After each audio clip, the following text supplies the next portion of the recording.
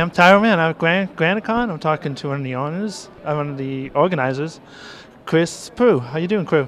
Good. How are you? All right. Good. So the con looks like it was a pretty success. Yeah, it was pretty awesome, and we've had a great turnout over the past 2 days, and a lot of people having fun, a lot of new faces, families. It's been great. Now, how long have you and your brother been running GraniteCon? We've always done it as a one-day event, so we've been doing that for 9 years, and there's been a lot of demand for a 2-day event. So for our 10th anniversary, we figured we'd do a 2-day thing and throw in a lot of fun things and make it really special, and I think it's paid off. Yeah. And it was always kind of held around the same time, like same weekend, or? Traditionally, it's been in the late spring, early summer, but with the move to 2 days and the bigger venue, we had a limited choice of dates. So this was one of them, and it's been working out pretty good. The weather's pretty nice, so it's good. There's a lot of people. If you go out on the street, there's a lot of people hanging out and having fun, so which is nice. So, yeah. So next year is also going to be a 2-day thing, or do you know what's going to go on? Yep, it's definitely going to be a 2-day thing. Same spot in the expo center. We're probably going to take over some more parts of the hotel, and as to the date, it's to be determined, because since we're taking over so much of the hotel, they're going to have to look for weekends for us. So, but we'd like to stay in the fall if we can. So, yeah. So. Yeah, seems a good time. Yeah. Fall is nice out. And good. You have a good time? Yeah, it's been good. Good. You got a lot of good guests here. Like, any other guests that you think kind of stands out? Like, do you like psyched that you got one guest over another? Or? I was psyched to get a bunch of the folks that work on My Little Pony, and Ethan Van Sciver, and Aaron Cooter, and David Peterson, and a big fan of Art Baltazar and Chris Giarrusso, so those guys are awesome. So I was glad to have them up, and there's so many great guests this weekend. So it was one of our biggest guest lineups. So we'll see what we can do to top ourselves next year.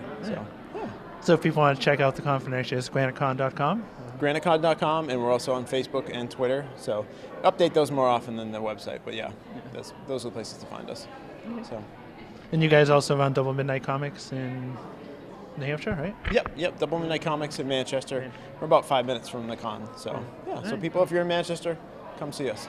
Okay, cool. We'll hook you up. All right. So cool. Awesome. Thanks for your time. Thank you. All right. Yeah. Take it easy. Yeah.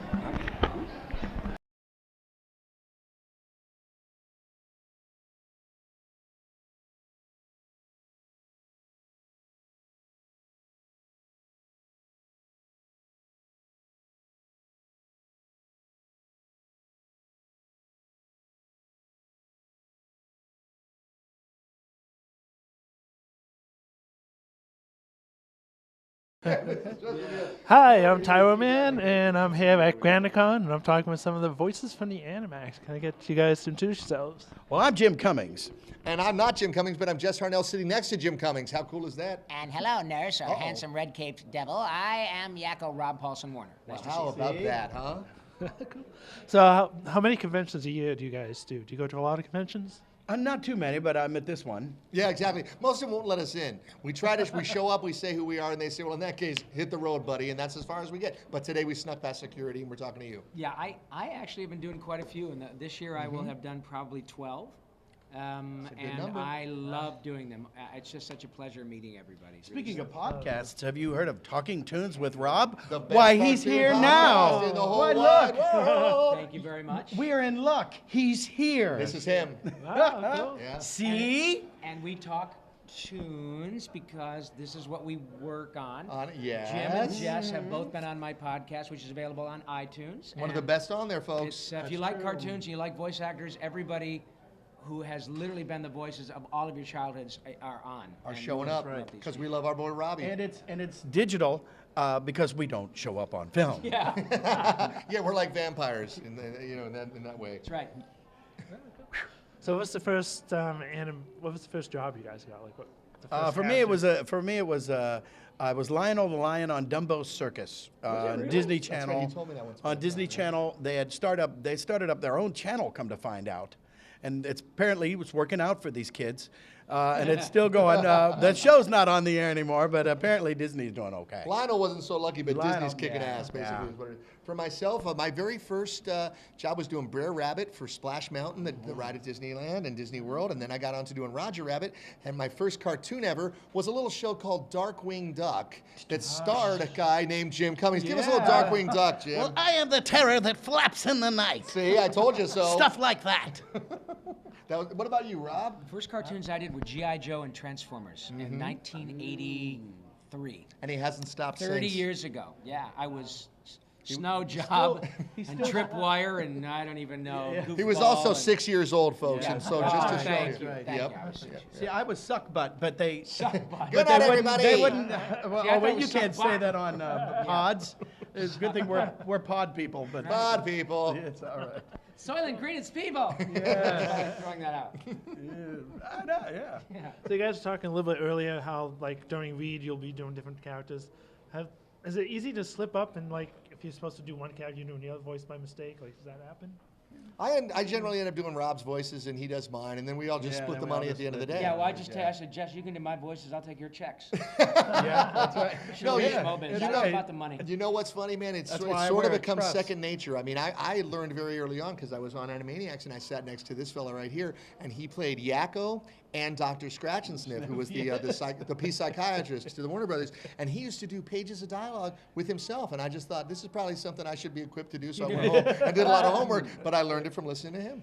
That's all right. Yeah, we're all, we all, I think, you know, it's like you at your job. You get proficient at it, and if you do slip in and out of things all the time, they have to pull you back. But then you're probably not very good at it. Yeah. You know, Time like to get a Jimmy- new job. You know, Jimmy has at least Not 3 schizophrenic or enough. 4, maybe 5 really iconic characters. Some he's created and some he's taken over. So Jim, the truth is that Jim is probably one of the most unusual, and I mean that in the most gifted way. Yeah. In Because, lots no, of ways. Unfortunately, We have- he's right. We have several people, you know, with whom we work who will take over when somebody else passes away. Yep. But rarely do you have somebody who takes over iconic characters that have been famous for, 50 years, and then come up with their own iconic On top of characters that, on yeah. top of that. That's very rare. So, when you got people like that doing the gig, then the bar is set pretty high. So if you are slipping in and out or you can't find it, the chances are you're going to say, you might really think really hard about Going into construction. selling rubber bands. Yeah. Yeah. Amway, it's not just soap anymore. There's a lot of things you can do. Yeah. That's true. I've got a few brochures with me now. Yeah. So, because, kind of slipping. Do you have a favorite character that you guys like to do? Like who's I just have a couple. I like Pooh and Tigger are in their own thing, and then Darkwing and maybe Ray, Princess and the Frog, and That's my Don favorite. Carnage. Oh, it's and amazing. There's a few. It's tough because you don't even want to land on one. No. Or It's so it's like then you want to name a few, and then you're going, oh, shut up. I'm Now forgetting you're this guy, showing off. forgetting that guy, yeah. But you're going to forget one anyway. So no, I hate them all. Dude, every single one of them is a blessing and a gift. It's like right now, Yeah. Robbie and I are on a show called Doc McStuffins that is all about helping kids when they learn that it's okay not to feel well, that it's okay to go to the doctor. And this show is this kind of phenomenon right now. It's so big. So right now, that is a very soft spot in my heart just because it's making so many people happy. But it changes all the time. And every time we get to do one, I'm always amazed. I don't know if it's true for these guys, but every time I get a job, which thankfully is often, I'm always thinking, they know that they can get Jim Cummings to do this or Rob Paulson. So anytime we get anything, it's like amazing, and that's your favorite job because you're doing it, Yeah. Yeah, and we say it all the time, but really, the truth is that we are all friends. We've all been to each other's absolutely. houses on Yep, many occasions. many occasions. We know each other's families. What's interesting is when Yep. you can go to work with people whom you would You're choose here. to spend your free time with, Anyway, and then you get a check. come I mean, on. it's the coolest gig in the world because not everybody has that. Not everybody has that where you go to work every day at your office and you have office parties, but often there are people who go, God, geez, get me away from that. Yep. I love hanging with these guys. So do we right? all do. It's the coolest. It's the coolest gig. It If really they is. threw in free pizza, it would be like the best possible Yeah. world, dude. Right. Thanks for talking to us, man. Yeah, man. So do you have to come up with those voices, or do they tell you? Can you make it sound like a high pitched something? Like, do they give you any direction? on The what they best want? case scenario for me is I love when I'm going to a new thing and they actually have a picture of the character. Helps a ton because you might be thinking you're going to do one thing and all of a sudden they show you a picture and your whole concept changes. So I love that. The more specific they can be, the better, because if you say to somebody like these guys, hey man, what do you got? It's like, how much time do you got? Because we're going to be here all day. So it's very helpful when they do know what they want. If they don't, we're in the business of kind of giving them more than they want. Like they might say, give me a hard-boiled detective type. But then it's your job to come up with doing a hard-boiled detective that hasn't been done 100 times before. You know? Yep, that's in right. my case, it's a hard-boiled defective. Or a hard-boiled egg. Robbie plays a lot of That's eggs. true.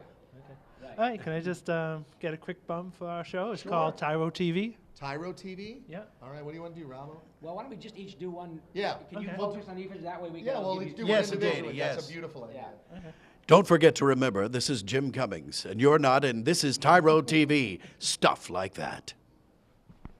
Hello, everyone. This is Ironhide from Transformers, and if you want to save the world, you'll continue watching Tyro TV. Get out there and save the planet. Hello, doctors and nurses. Yakko Warner here. And you guys are watching Tyro TV. Aren't you geniuses? Good night, everybody. We're watching it too. Oh, Yakko's here. Hello. Yeah, no pants.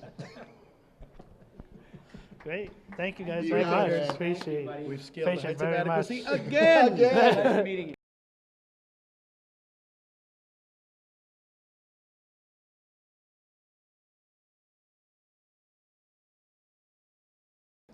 Hi, I'm Tyro Man. I'm at Granite Con. I'm talking with Richard Horvitz. How are you, everyone?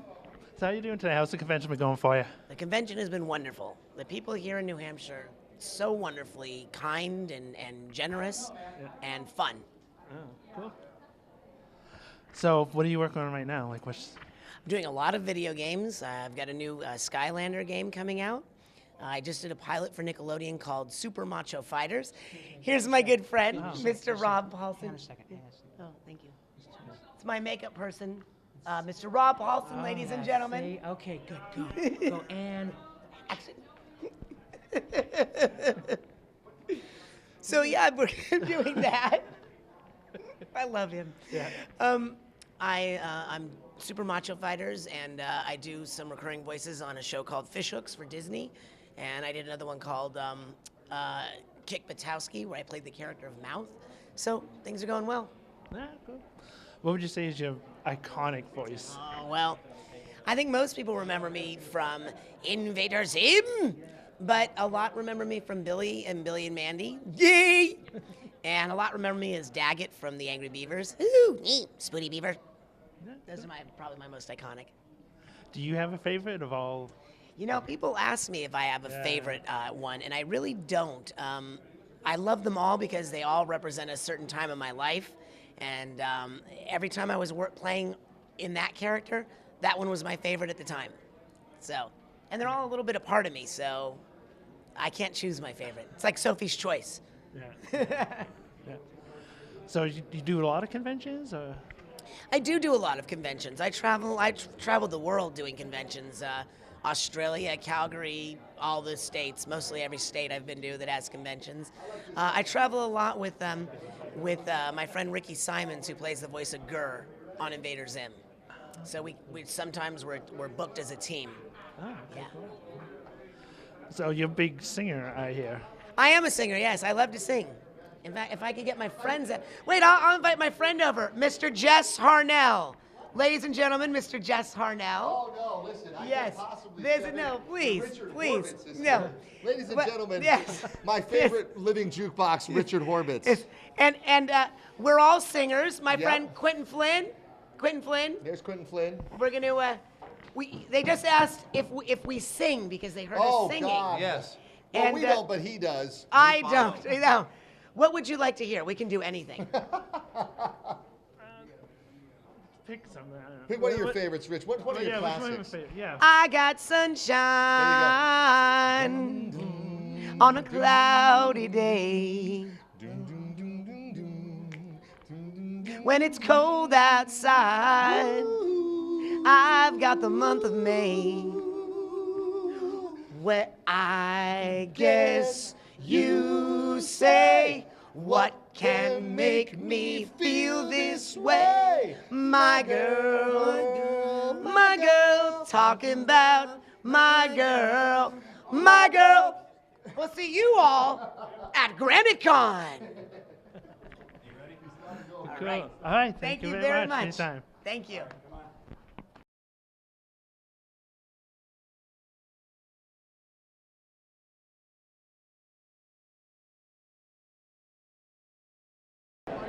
Hi, it's Tyro Man. I'm at Granite Con. I'm talking to Destiny Nickelson. How are you today? Doing very well, thank you.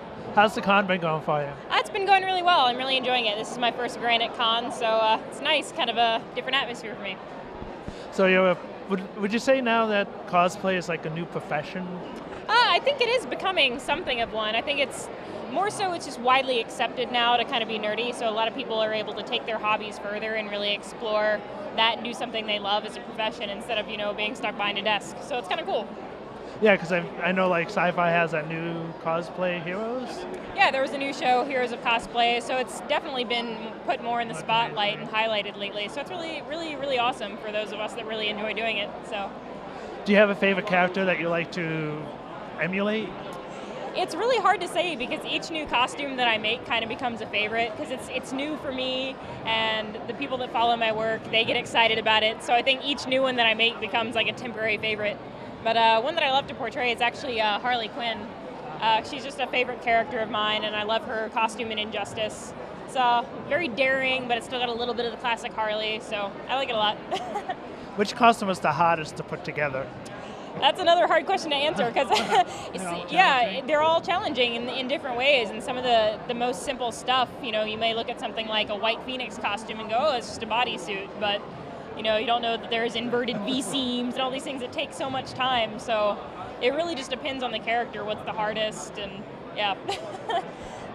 So you must go to a lot of conventions and stuff to do? Or? I do. I usually go to around 10 conventions a year, maybe more, maybe less.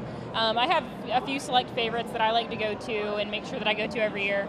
And then I get invited to other ones as a guest, and I run panels or have tables and sell prints. So yeah, it's I'm getting to where I'm going to more and more each year. So it's very busy, but it's a lot of fun. I love meeting everybody, and it's great. About how many in the New England area do you go to? I actually just recently moved to New England, and this will be my third convention in the New England area.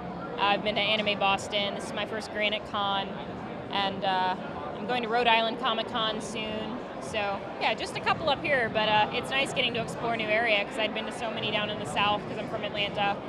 So I like the crowd up here. It's very interesting. What costumes have you seen people do that have been like, wow, that's incredible? Like, who has impressed you? Oh wow, there's so many people that I look up to. Like I love Yaya Han. She's another well-known costumer, and her work is just astounding. My friend Jessica Negri. A good friend of mine who's actually also another New England cosplayer is Nicole Marie Jean, and she's got a Namor costume that she's wearing, and it's just amazing. She's so fast, and her detail is so amazing, and they're just great people too. So I really look up to them and their work. So if somebody wanted to get into cosplay, what advice would you tell them? Like, how do you even begin making a costume?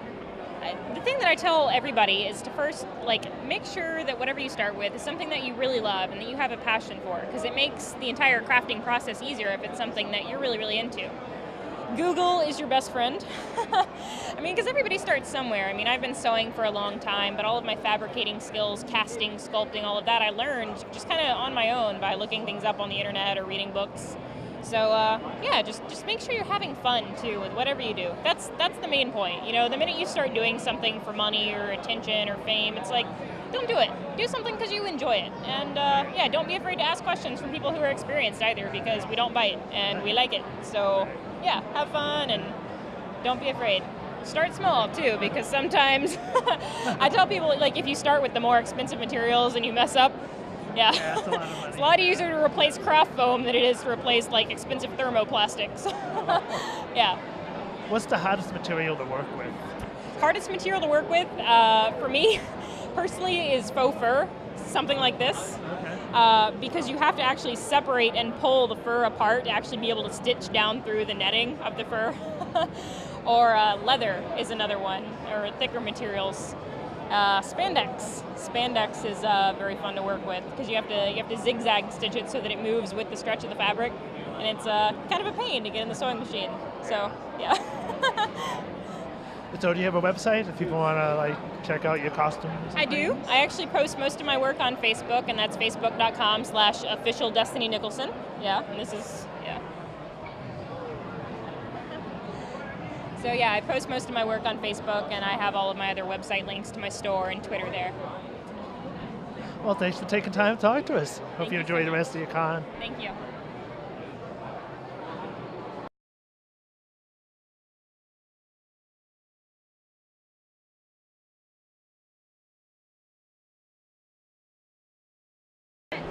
Hi, Tyro Man. I'm at Granite Con. I'm talking with Amy Fletcher. How you doing, Amy? I'm good. How are you?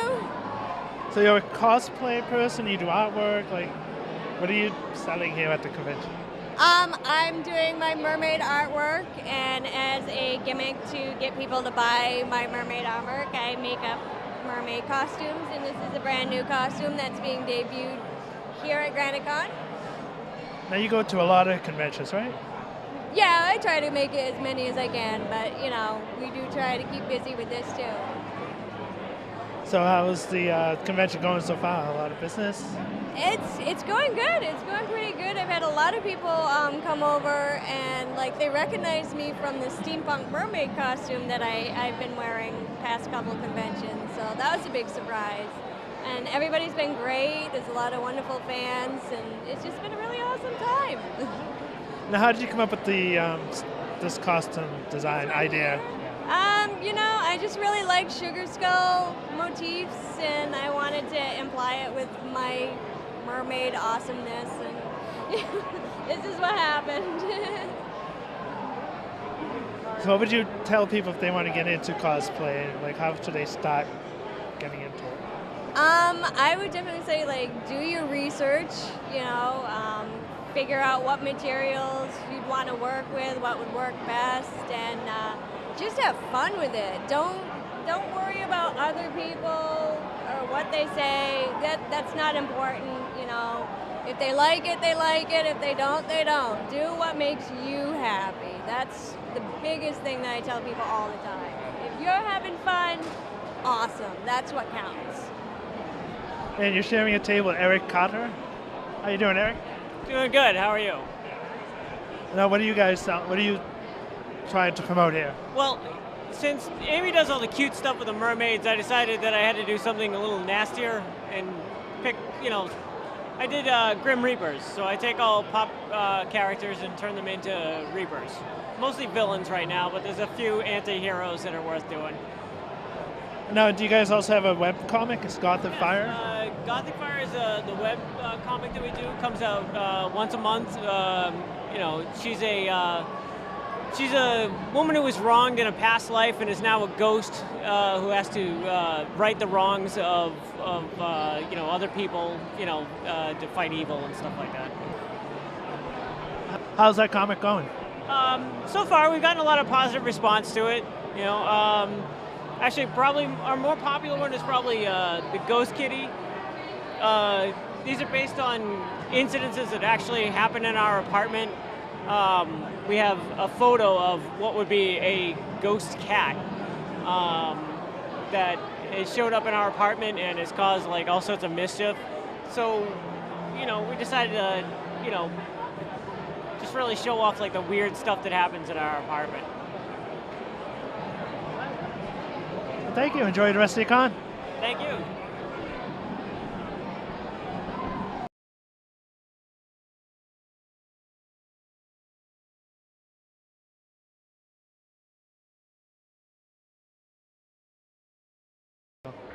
Hi, I'm Tyro Man. I'm at Granite Con. I'm talking with David Peterson.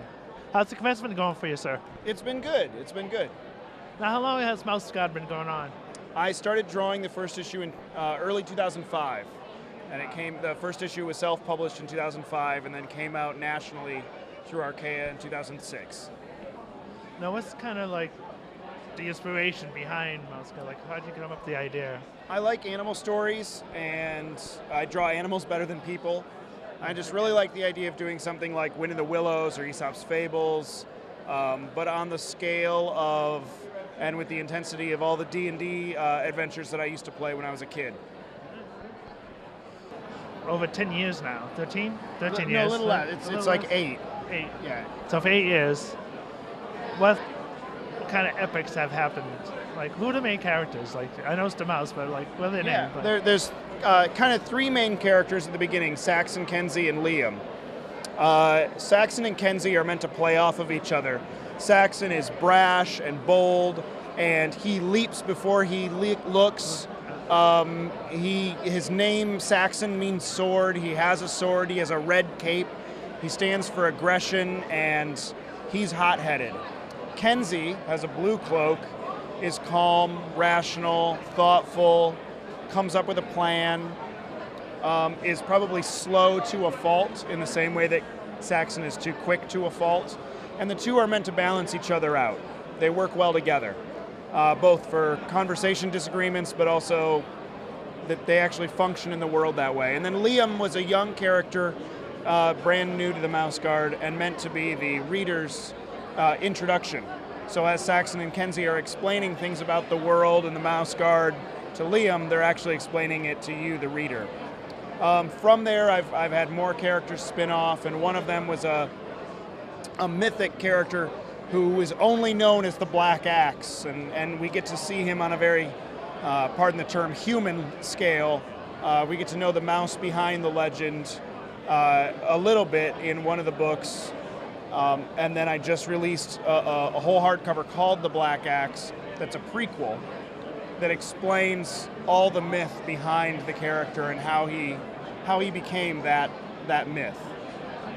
What would you say their world is like? Is it like based from like 1800s? I mean, just guessing from the clothing and stuff. It's a pseudo medieval world. I have their own year system. It starts in 1152, which is meant to give you as a human the rough concept of that era of human equivalent. But in Mouse Guard there are no humans, and I don't have to pay strict accordance to actual history. It can, if I want to put in an anachronism like a spyglass or some kind of concrete or glass manufacturing technique that wouldn't have been available for another 400 years, I can just sneak it in as long as it looks good and kind of makes sense in the story. So it's a medieval thing, but not strictly speaking historically accurate. So how hard was it to get into self-publishing? Was it real challenging, or? Well, I only self-published that first issue, and I just used a print-on-demand service where you upload your files. You know they give you the specs for what size everything has to be, what resolution. You send them the files, you send them the money, and 4 weeks later, 3 weeks later, you get some books. The hard thing about self-publishing with print-on-demand is selling it. You can't sell to stores with that because the stores traditionally buy comics for way less than what it costs you to print them doing print-on-demand. Like to do a regular issue of a comic is about $1.50 through a print-on-demand. And then you can retail it for $3. So if you're going to sit at a table and try to sell the things, hand sell it to the fans, that works fine. But the stores, to be able to stock it, cover their inventory and everything like that, they buy comics for less than $1.50 each to be able to retail it to you. So I would have been losing money if I had tried to sell to stores. So then my sales opportunities were limited to how many can I sell at a single convention. And so I only did that one issue. I sold it at one local convention, and then I was going to the San Diego Comic Convention to be on that side of the table, just to wander around, see the sites, and I presented it to Archaea, a publisher that had just opened its doors to having more new titles, and they said yes. So I only self-published that one issue. Yeah, I don't have any real. Even though people ask me, I don't really have experience in self-publishing. Okay. Do you have other favorite artists or writers that inspired you that you like, or? Sure. Rick Geary and Mike Mignola are two big ones for me. Rick Geary does a series of books called The Treasury of Victorian Murder that are nonfiction tellings of historic murders and all the evidence and the suspects involved. It's like watching an A&E history special on historic events. I really like Rick's line work. I like his narrative style. Mignola is a master of mood and pacing. Knowing when to add the right beats to make something feel spooky or to pause on a bit of dialogue. Those two are big for me. I like Art Adams' work. I like 19th century illustrators as well, Arthur Rackham, Edmund Dulac. Yeah, lots of stuff inspires me. So do you have a website, like if people want to find out more about Mouse Guard? And Yeah, there's a mouseguard.net website, and that has a link to an online store. It has information about the books.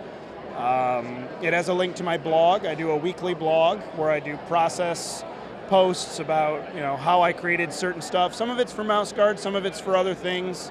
I tend to do some cover work now and then, so I'll break down how I worked on a particular cover or my thoughts about the comic industry or whatever. But it's a weekly blog that goes up, and there's a link there, and I'm also on Twitter and Facebook, but I think you can get all the information you need at mouseguard.net, and then branch off from there. Awesome. Well, thanks for your time. Thank you. Enjoy the rest of your con. Thanks. Thank you.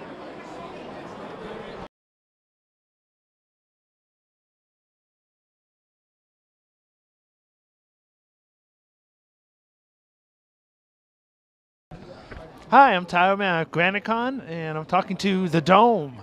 Yes, hi, I am the Dome. How you doing today? I'm really tired after second day at GraniteCon here. How's the convention been for you? The convention has been awesome. We've been meeting a lot of our fans, a lot of people who listen to us, a lot of old guests who have been on the show, and booking a lot of guests to come on the show in the next couple of months. Awesome. So how long has the Sci-Fi Saturday Night been in production?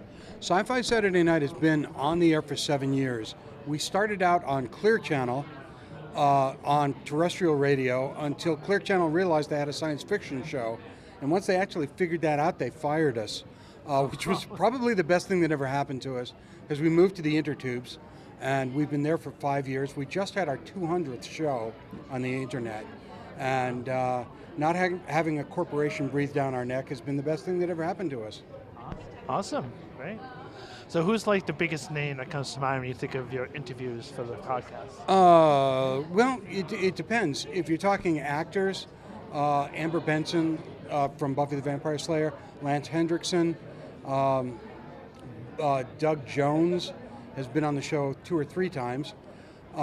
If you're talking writers in the grand themes of science fiction, Ben Bova, Harlan Ellison, Spider Robinson, those kinds of people. A lot of new writers, tons of new writers. We love bringing people onto the show, not only who have an established reputation, but people who you may not have heard of, to kind of introduce them to the audience and give them a little bit of a wider focus, so that maybe the audience can experience something new. So new comic book writers, new authors, new filmmakers, new actors.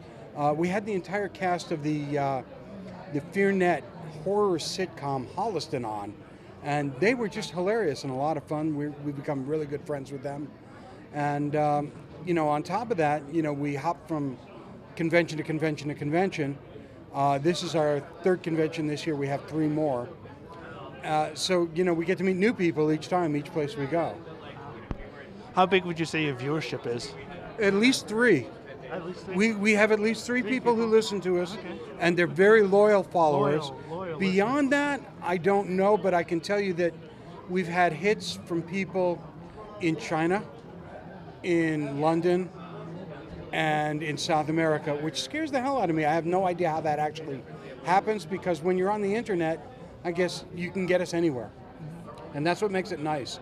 Our podcast is not only streamed and sitting on our webcast archives, but also is on iTunes. So anybody who's using iTunes can just kind of click on us and bang, we're there. Cool. What would you tell people to expect when they come and view a show? If you're going to listen to our show, put the kids in another room, first of all. Because we have 7 or 8 different cast members at any one time, and any one of them can say virtually anything, because without having a corporation and whispering in our ear saying you can't say that, we'll pretty much say whatever the heck we want. Right. In lieu of that, however, be prepared to listen to us talk about whatever we think is cool and fun, and then have somebody on who we think is cool and fun, because when we stopped dealing with corporations and started to do this on our own, we had a little mantra that we use. We only put on cool shit we like. That's it. We don't talk about stuff we don't like. We don't have interviews with people we don't like. if it's cool, we're going to bring it up and we're going to throw it at you guys and go, give it a listen. And if you like it, go to their website, and we'll give you a whole list of links with every show on our website of places we've talked about and people we've talked to. And you can find us at sci-fi-saturday-night.com or some other place on iTunes. But that's where we are. Okay, great. Oh, thank you. Thanks for your time. Not a problem. Enjoy the rest of your con. Absolutely.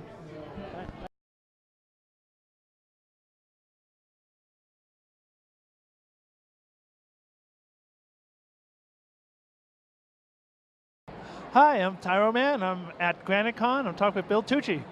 How you doing today, sir? Doing good, bud. How are you today? All right. How's the con been going for you? Terrific. Very busy. My first time here, and I hope they have me back next year because I'd be honored to come back. It's been a wonderful, wonderful convention. Nicest people around. Unbelievable. So what are you working on currently? Right now I'm working on the 20th anniversary of She. Next year we have a whole new series coming out, and it's literally going to be 20 years after the Way of the Warrior series debuted in 1994 in both our timeline and in comics timeline. So it's actually going to be like a comic character grows up. Anna Ishikawa, our protagonist, is now married and she's a mother and everything is behind her, and then all of a sudden everything just seems to come back. You know, they think everything's gone, or so, you know, or so they believed. So. Now you've been drawing She forever, right? Pretty much. Did you create the character of all the creation? Yep, I created her, self-published it for 10 years, and got to be honest with you, I just got burnt out doing it. It's a lot of work doing the same character for 10 years, and then of course I got to I became friends with a lot of the editors and the higher ups at Marvel and DC, so I got a chance to pick and choose what characters I wanted to do with my friends, you know, thanks to the success of She and the people that bought it out, obviously. So it's been a lot of fun. Cool. Now, what was your first professional piece, would you say? In comics? Yeah. My first professional thing in comics was called the Razor Annual, and what that was actually the first appearance of She. It was basically a 12-pager, and it really didn't go anywhere. The comic kind of came and went. Didn't sell a lot, and then when She debuted a few months later, this was in January of '94, I believe. She debuted in March of '94. Then, of course, it became a pretty popular book, and people were trying to find this very low print run book. I think there might have been 4,000 of them or something, some black and white thing, and that was pretty much it. It was for London Night Studios, and that was my first gig in comics. Wow, that's pretty cool. Oh, and also, Brian Pulido of Lady Death fame, I met him at San Diego 1993 when I was online trying to get work, and Brian was like the only pro that was nice to me, pretty much, and liked my art and stuff like that. So the cool thing about it was that I got he gave me a spot to do a pinup in what became the Lady Death swimsuit issue. So even though it didn't come out till the summer of '94. It was still, it was still my professional work. He had asked me to do it, and so it was cool. So, do you have somebody you really like drawing? Is it She, or is there some other characters that you Say enjoy? again? What characters do you enjoy drawing? Well, obviously She. I love to draw She, but God, I love the Rocketeer. I love Dave Stevens' Rocketeer. It's my favorite character of all time. I also love Sergeant Rock. But when it comes to characters to draw too, there's so many great characters designed. Wonder Woman and the Black Cat's a fun character to draw. Sergeant Rock, obviously, I love the military stuff. You see my little dude here. I'm doing a cover for somebody and has Germans in it, so I bring my little toy for reference, so I can. And these are great. These toys. It tells the type of magazines. It's all to scale, so it helps out a lot. Do you use a lot of models like that? Yeah. Yeah, mostly that's what I draw from, believe it or not. And I'll have my wife pose for me, and she's just sick of that. But now I have my kids posing for me, and friends and family. But a lot of things I draw, especially a lot with Sergeant Rock, the Lost Battalion, I probably have 50 of those World War II, little like G.I. Joes and action figures, and I would just pose them and stuff like that, and you know. What advice would you give somebody who wants to try to get into comics? Well, if you are a writer artist, then I would go forward and do a web comic, do your own book. Do that. I mean, even there's an Eisner Award for best web comic now.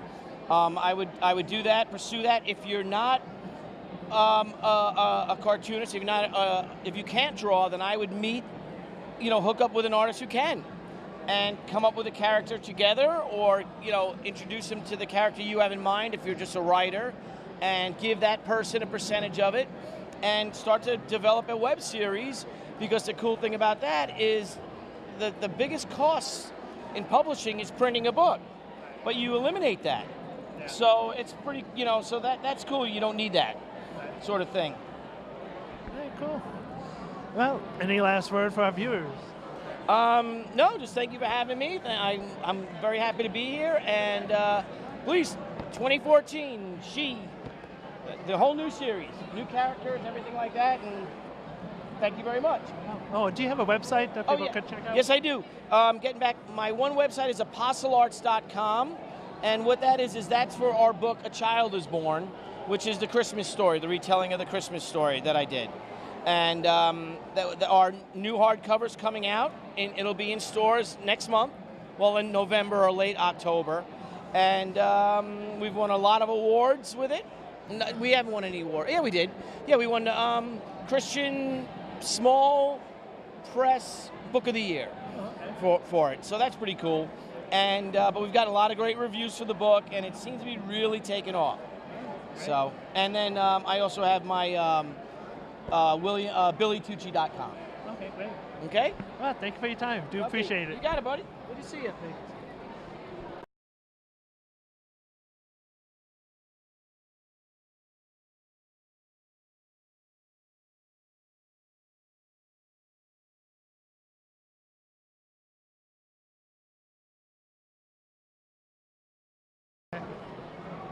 Hey, I'm at GraniteCon, and I'm talking to Dan. How you doing, Dan? Good.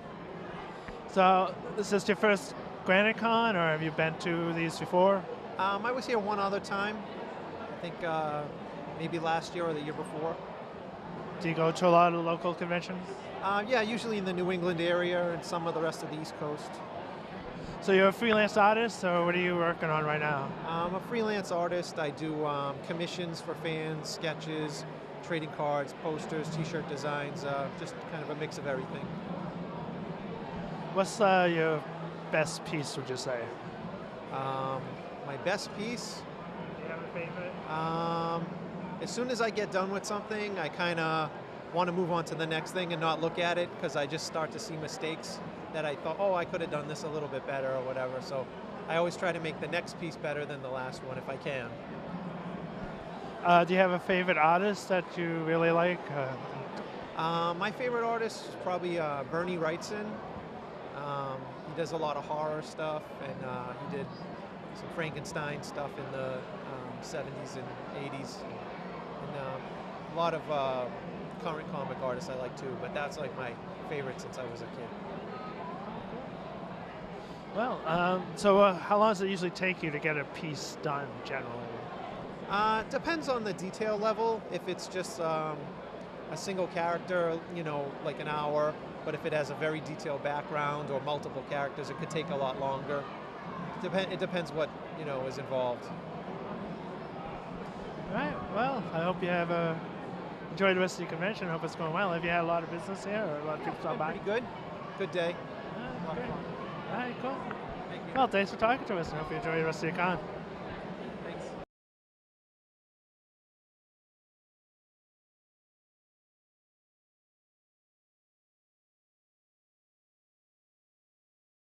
Hi, I'm talking with John Y of Boots and Pup. How you doing, John? I'm doing great. How are you?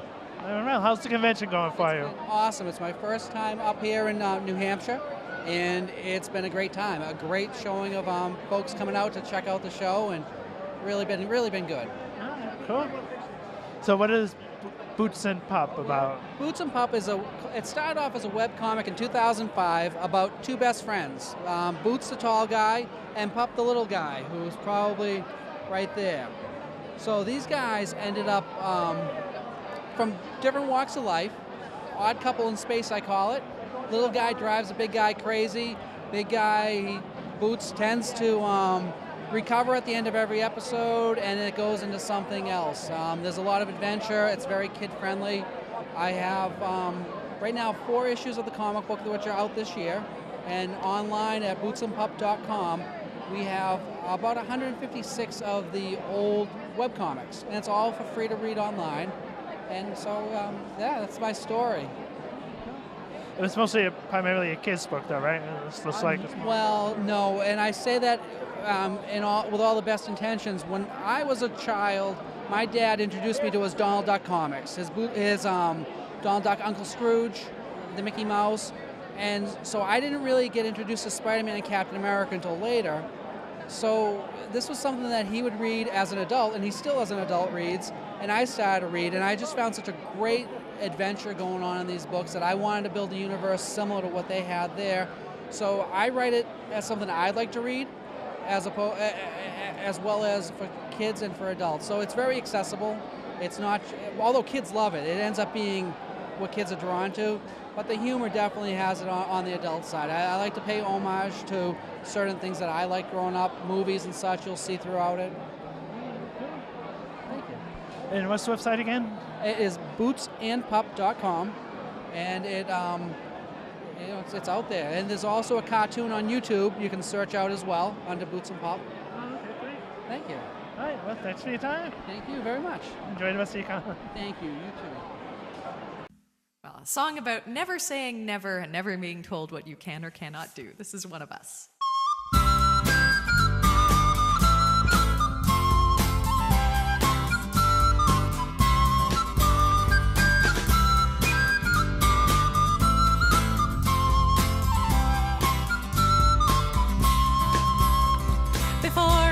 To fighting, or when fighting got to me, I looked to find examples on the field of chivalry, and I saw mighty arms, much stronger than my arms could ever be.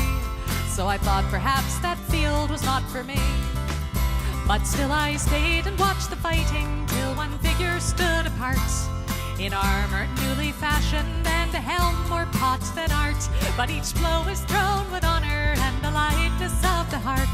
So I took that step which soon became a start. 'Cause she was not the biggest fighter, nor one to raise a fuss, but I remember being proud that she was one of us. And we might never stand together in a shield wall side by side. Because of her I lift my sword with pride.